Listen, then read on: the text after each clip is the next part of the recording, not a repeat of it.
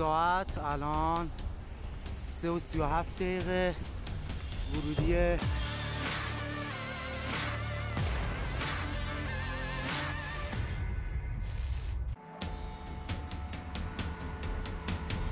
Serangan udara terbaru dilancarkan Israel yang menargetkan Iran dan diberi nama Operasi Rising Lion Jumat, 13 Juni 2025.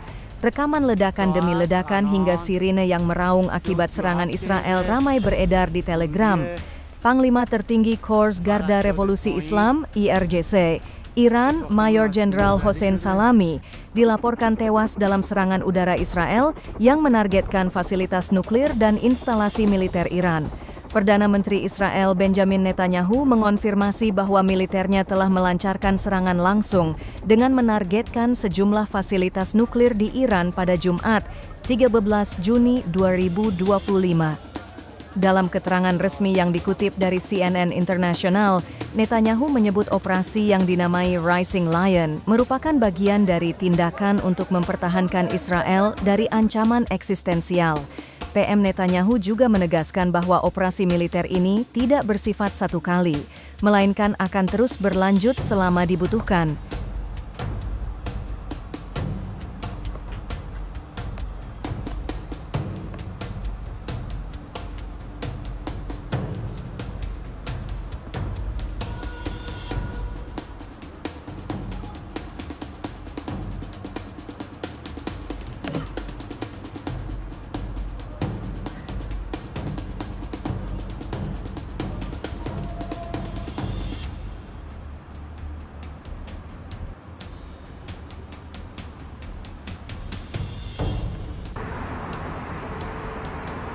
اینم همون صحنه‌های انفجار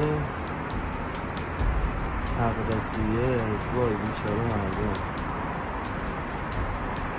هنوز دود میاد. نمیدونم چرا آتش‌نشانی خاموش نکرد از اون موقع. البته بقیه دودایی که بود خاموش شد. این بالا از ارتش خاموش شد، ولی این هنوز نشده.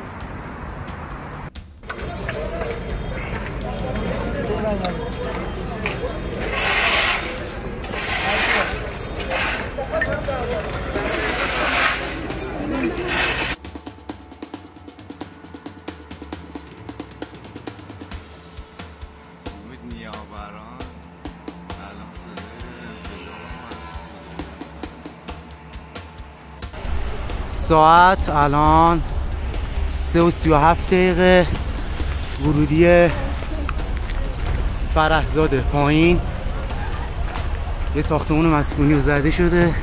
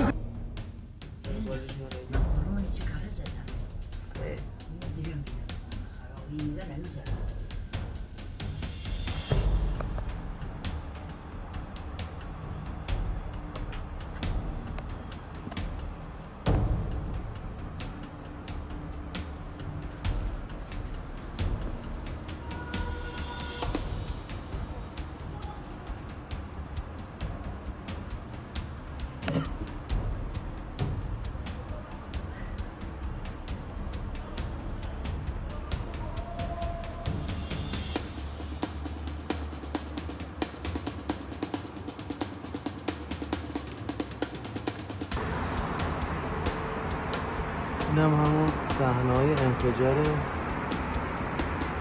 اقدسیه. وای بیچاره مردم. هنوز دود میاد. نمیدونم چرا آتش‌نشانی خاموش نکرد از اون موقع. البته بقیه دودایی که بود خاموش شد. این بالا از ارتش خاموش شد، anything manos national.